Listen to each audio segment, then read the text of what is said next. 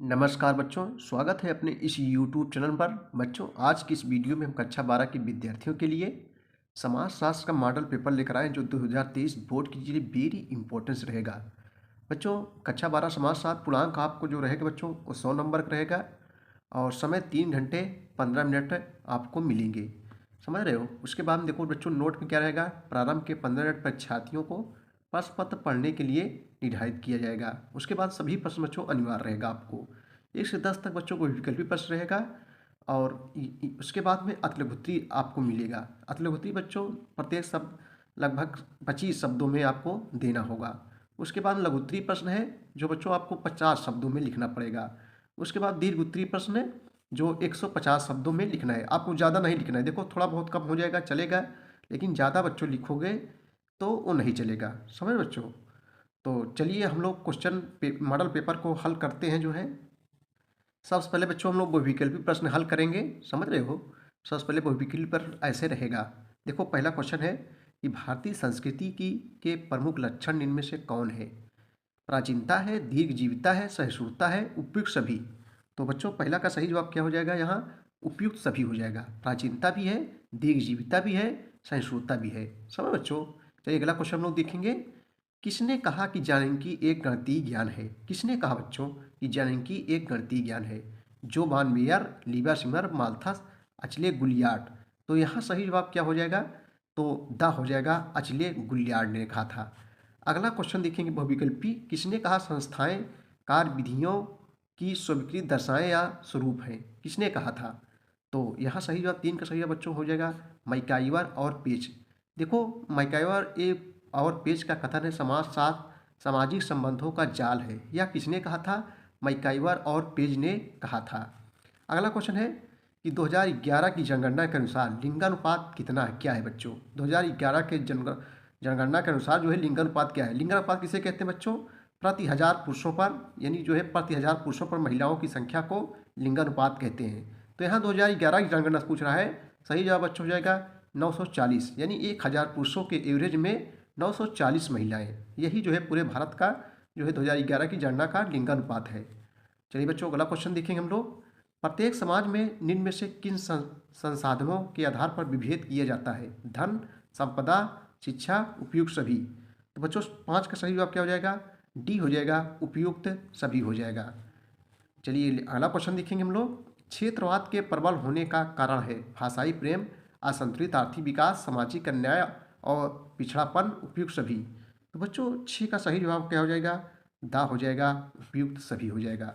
अगला क्वेश्चन है पद्धति की विशेषता है निष्पक्षता, सार्वभौमिकता और उसके बाद में है बच्चों आगे देखते हैं हम लोग सुनिश्चितता, उपयुक्त सभी। बच्चों यहाँ दा हो जाएगा, उपयुक्त सभी हो जाएगा। चलिए अगला क्वेश्चन देखेंगे हम लोग। देखो निम्न में से कौन सा नगरीकरण का प्रभाव नहीं है? प्राथमिक समूह का वर्चस्व, एकल परिवारों में वृद्धि, सामाजिक विविधता, संबंधों में औपचारिकता। बच्चों ये क्वेश्चन जो है आप लोग कमेंट बॉक्स में बताएं इसका आंसर क्या होगा। चलिए अगला क्वेश्चन में देखेंगे।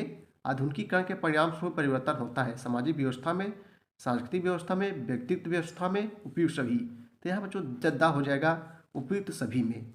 अगला क्वेश्चन है कि दबाव समूह अपने उद्देश्य की पूर्ति निम्न में से क्या करते हैं? दबाव समूह अपने उद्देश्य की पूर्ति निम्न में से क्या करते हैं? प्रचार करना, जनमत को प्रभावित करना, हड़तालें और प्रदर्शन करना, उपयुक्त सभी। तो बच्चों यहाँ जो है दा हो जाएगा, उपयुक्त सभी हो जाएगा। चलिए अब हम लोग अगले प्रश्न देखेंगे जो 3-3 अंकों का रहेगा। समझो बच्चों, पहला क्वेश्चन आपके सामने है समुदाय से क्या आशय है? पहला क्वेश्चन है समुदाय से क्या आशय है। तो आइए इसका हम लोग उत्तर देखते हैं बच्चों। जो है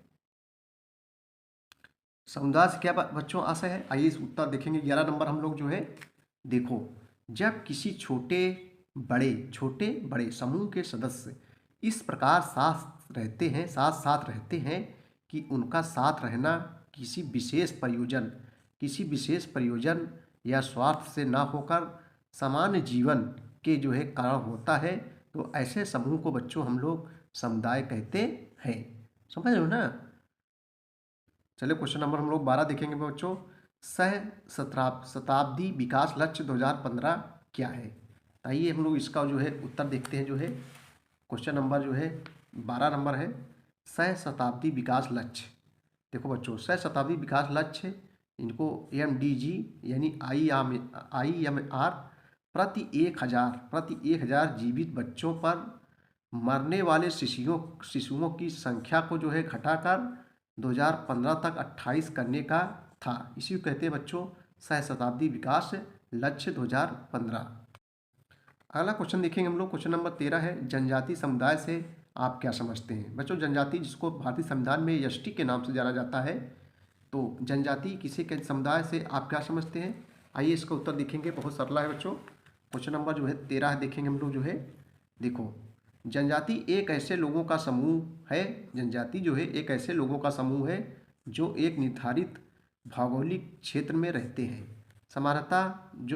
सामान्यतः बच्चों ये सब कहाँ रहते हैं? देखो, जनजाति लोग होते हैं जैसे जनजाति जैसे जंगलों तथा पहाड़ों में इनकी एक साझा संस्कृति होती है। अधिकतर बच्चों ये जंगलों और पहाड़ों में रहते हैं। जनजाति वगैरह ज़्यादा पढ़े लिखे में बच्चे ज़्यादा अशिक्षित ज़्यादा होते हैं, समझ रहे हो नहीं? जंगलों तथा पहाड़ों में जो है इनकी एक साझा संस्कृति होती है तथा ये जो है आर्थिक रूप से पिछड़े होते हैं बच्चों। आर्थिक मतलब समझ रहे हो, लोग पैसा वगैरह से सब पिछड़े होते हैं। आप लोग देखे होंगे जनजातियों को। चलो अगला क्वेश्चन बच्चों हम लोग देखेंगे जो है। क्वेश्चन नंबर जो है 14 है, अदृश्य हाथ से क्या तात्पर्य है? अदृश्य हाथ से क्या तात्पर्य है? आइए इसका उत्तर देखते हैं हम लोग जो है। देखो, अदृश्य हाथ किसे कहते हैं? देखो, अदृश्य मतलब जो दिखाई न दे। अदृश्य हाथ एक अदृश्य तंत्र को संदर्भित करता है जो संसाधनों की जो है आपूर्ति और मांग के बीच जो है संतुलन बनाए रखता है। इसी को कहते हैं बच्चों अदृश्य हाथ। अगला क्वेश्चन है, क्वेश्चन नंबर 15 है, जनसंख्या वृद्धि से क्या आशय है? जनसंख्या वृद्धि से क्या आशय है? आइए इससे कुछ देखो बच्चों, जनसंख्या वृद्धि यानी जनसंख्या का तेजी से बढ़ना, यही जनसंख्या वृद्धि होगा। आइए इसका उत्तर देखते हैं हम लोग विस्तार से। देखो, जनसंख्या वृद्धि किसे कहते हैं बच्चों? देखो, किसी राज्य अथवा देश में किसी निश्चित काल जैसे कि 6 महीने, 1 वर्ष या 10 वर्ष में होने वाले व्यक्तियों की संख्या में वृद्धि को जो है जनसंख्या वृद्धि कहते हैं।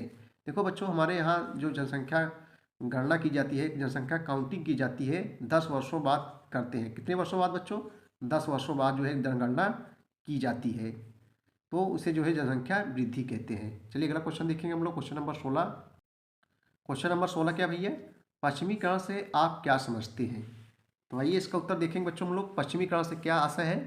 देखो, पश्चिमीकरण वह प्रक्रिया है, ऐसे लिखेंगे हम लोग, पश्चिमीकरण वह प्रक्रिया है जिसके अंतर्गत लोगों ने पश्चिम के मूल्यों को जो है अपनाना प्रारंभ कर दिया, जिसके कारण बच्चों संस्कृति तथा सामाजिक संरचना में बदलाव आए। इसी को कहते हैं पश्चिमीकरण। चलो अगला क्वेश्चन देखते हैं हम लोग। क्वेश्चन नंबर 17 है कि पश्चिमीकरण 17 है, पंचायती राज क्या है? पंचायती राज क्या है? आइए इसका उत्तर देखते हैं। क्वेश्चन नंबर 17 जो है पंचायती राज क्या है? पंचायती राज क्या है बच्चों? आइए हम लोग क्वेश्चन देखते हैं इसका उत्तर। देखो, सादे रूप से पंचायती राज का अर्थ होता है 5 लोगों का शासन। समझ बच्चों, यह विचारधारा लचीले लोकतंत्र की स्थापना पर बल देती है। तीव्र में तेजी से असमानताओं वाले समाज में लोकतांत्रिक भागीदारी को जो है लिंग, जाति और वर्ग के आधार पर बाधित किया जाता है। गांव में जो है पारंपरिक रूप से जाति पंचायतें रही हैं, किंतु इन पर प्रभुत्व संपन्न लोगों का ही जो है आधिपत्य रहा है। जो समझ बच्चों, जो प्रभुत्व जो आर्थिक या सामाजिक रूप से जो है मजबूत होते हैं, प्रभुत्व संपन्न लोगों का ही आधिपत्य रहा है। इनका दृष्टिकोण प्रायः रूढ़िवादी रहा है और ये जो है लगातार लोकतांत्रिक मानदंडों और लोकतांत्रिक प्रक्रिया के विपरीत जो है निर्णय लेते हैं। इसी को कहते हैं बच्चों पंचायती राज। क्वेश्चन नंबर हम लोग 18 देखेंगे बच्चों। समर्थन मूल्य क्या है? समर्थन मूल्य क्या है? आइए इसका उत्तर देखते हैं हम लोग। समर्थन मूल्य क्या है बच्चों? आइए इसका उत्तर देखेंगे हम लोग। देखो, किसी कृषि उपज का न्यूनतम समर्थन मूल्य वह मूल्य होता है, फिर से देखेंगे, किसी कृषि उपज का न्यूनतम समर्थन मूल्य वह मूल्य होता है जिससे कम मूल्य देकर जो है जिससे कम मूल्य देकर किसान से सीधे वह जो है उपज नहीं खरीदी जा सकती है। समझ लो बच्चों, यह जो है मतलब यह रेट कौन निश्चित करता है? भारत सरकार द्वारा जो है निश्चित किया जाता है। चलिए अगला क्वेश्चन हम लोग देखेंगे। चलिए अगला क्वेश्चन बच्चों 19 नंबर है क्वेश्चन, क्षेत्रवाद का क्या अर्थ है? अथवा देखो 20 नंबर, सांप्रदायिकता निवारण के लिए सुझाव दीजिए। दोनों उत्तर देखेंगे। क्षेत्रवाद से क्या अर्थ है? सबसे पहले वो देखेंगे 19 नंबर, क्षेत्रवाद से क्या आशय है? आइए इसका उत्तर देखते हैं हम लोग। क्षेत्रवाद से आप क्या समझ, देखो बच्चों कई वर्षों से परीक्षाओं में पूछे जा रहे हैं, 2023 के लिए भी वेरी इंपॉर्टेंस रहेगा। अथवा जो है क्षेत्रवाद को परिभाषित कीजिए। क्षेत्रवाद क्या है, इसको जो बढ़ावा देने वाले 2 कारकों का उल्लेख कीजिए। ऐसे ही मॉडल में देगा, अथवा अथवा करके देगा, चाहे इसको चाहे इसको चाहे इसको लिखिए। आइए बच्चों इसका उत्तर देखते हैं हम लोग। देखो, क्षेत्रवाद अन्य क्षेत्रों एवं संपूर्ण राष्ट्र की तुलना में अपने ही क्षेत्र को श्रेष्ठ मानने एवं सभी क्षेत्रों में उसे प्राथमिकता देने का जो है पक्षपातपूर्ण भावना है। वेबस्टर डिक्शनरी के अनुसार, ये जो है एक समाजशास्त्री हैं, वेबस्टर डिक्शनरी के अनुसार जो है क्षेत्रवाद में एक विशिष्ट यानी विशिष्ट उपराष्ट्र या अधोराष्ट्र के प्रति जागरूकता और भक्ति पाई जाती है, जिसकी जो है विशेषता समान संस्कृति पृष्ठभूमि या हित है। क्षेत्रवाद के कारण बच्चों भाषा संबंधी समस्या। नंबर 2 जो है राजनीतिक जो है कारण। देखो बच्चों अगला क्वेश्चन हम देखेंगे जो है 20 नंबर है, सांप्रदायिकता निवारण के लिए सुझाव दीजिए। ये भी जो है मॉडल पेपर का है। देखो कई वर्षों परीक्षाओं में पूछा जा रहा है, 2023 के लिए मोस्ट इंपॉर्टेंट रहेगा। सांप्रदायिकता निवारण के लिए सुझाव दीजिए। तो चलिए देखो बच्चों, सांप्रदायिकता किसे कहते हैं? जब एक धर्म अपने दूसरे धर्म से अपने आप को श्रेष्ठ समझता है तो तब सांप्रदायिकता उत्पन्न होती है। समझ रहे हो? देखो सांप्रदायिकता निवारण के लिए सुझाव निम्नलिखित है। नंबर 1, प्रजातांत्रिक मूल्यों के आधार पर प्रत्येक व्यक्ति के महत्व को जो है मान्यता दी जाए। नंबर 2, देश की जो है संपूर्ण जनसंख्या के लिए सामाजिक सुरक्षा की पूर्ण व्यवस्था करना अत्यंत आवश्यक है। नंबर 3, किसी भी राजनीतिक दल अथवा संगठन को धार्मिक आधार पर जो है घृणा एवं वैमनस्य फैलाने की जो है स्वतंत्रता नहीं देनी चाहिए। समझ बच्चों? तो ये थे सांप्रदायिकता निवारण। चलिए अगला क्वेश्चन देखेंगे हम लोग। चलो बच्चों हम लोग लघुत्तरीय प्रश्न देखेंगे जो 6 नंबर का रहेगा। उसके बाद में जो है बच्चों विस्तृत उत्तरीय प्रश्न, दीर्घ उत्तरीय प्रश्न रहेगा जो आपको 8 नंबर जो है 8 नंबर का मिलेगा। तो बच्चों जैसे आप हमारे सभी वीडियो देखना चाहते हैं तो कक्षा 12 समाजशास्त्र के नाम से प्लेलिस्ट बनाई गई है।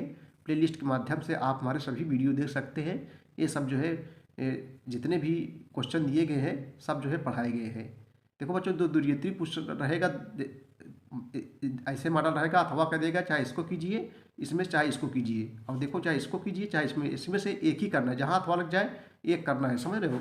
तो चलिए कुछ लघुत्तरीय प्रश्न लोग देखते हैं।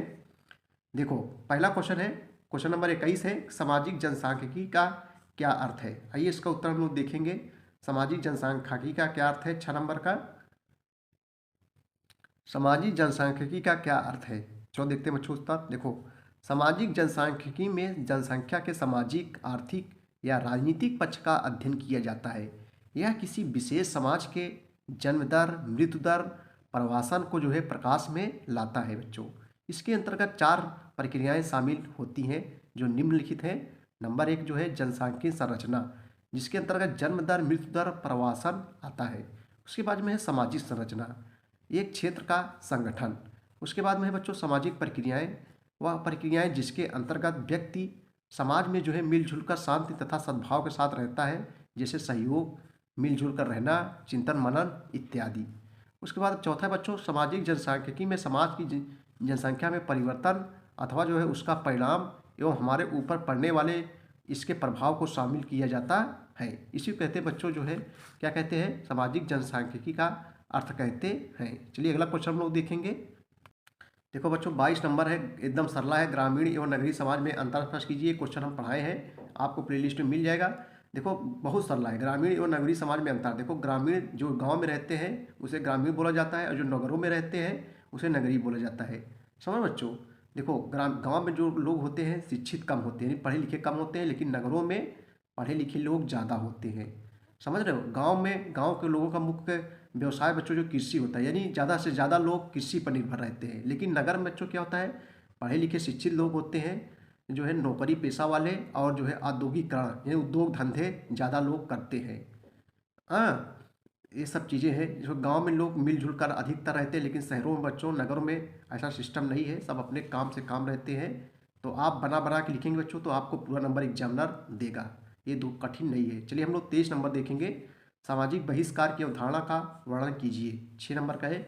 आइए इसका क्वेश्चन देखते हैं, सामाजिक बहिष्कार की अवधारणा का। देखो ये क्वेश्चन बहुत बार परीक्षाओं में पूछा गया, 2023 के लिए मोस्ट इंपॉर्टेंस है। सामाजिक बहिष्कार से आप क्या समझते हैं? अथवा करेंगे बच्चों, सामाजिक अपवर्जन या बहिष्करण कारण का क्या आशय है, अथवा सामाजिक अपवर्जन या बहिष्कार क्या है। आइए इसका उत्तर देखेंगे। सामाजिक बहिष्कार का अर्थ ही डाल लेंगे हम लोग। सामाजिक बहिष्कार का अर्थ है यानी समाज से बहिष्कार कर देना। समाज के एक समूह को जो है समाज की मुख्य धारा में शामिल नहीं होने देना है। यह एक अनैतिक प्रक्रिया है, क्योंकि बहिष्कार व्यक्ति अथवा समूह की इच्छा के विरुद्ध किया जाता है। साथ ही यह संरचनात्मक प्रक्रिया है, क्योंकि यह जो है व्यक्तिगत ना होकर, किसी एक व्यक्ति से ना होकर, व्यक्तिगत ना होकर सामाजिक प्रक्रिया है। यह जो है सामाजिक विकृति तथा भेदभाव का परिणाम है। यह व्यक्तियों अथवा समूहों को सामाजिक, आर्थिक तथा राजनीतिक संसाधनों का अपने जीवन में प्रयोग से जो है क्या करता है बच्चों, वंचित करता है, यानी जो है बाहर कर देता है। इसी को कहते हैं सामाजिक जो है बहिष्कार। उसके बाद बच्चों कुछ क्वेश्चन और हैं, जैसे चाय उद्योग में श्रमिकों की नियुक्ति किस प्रकार होती है। सब प्ले लिस्ट मिल जाए। कृषक एवं नव कृषक आंदोलनों के मध्य अंतर बताइए। समझ बच्चों, तो इस प्रकार से मॉडल पेपर क्वेश्चन 2023 में जरूर पूछे जाएंगे। वीडियो देखने के लिए बहुत बहुत धन्यवाद। Thank you.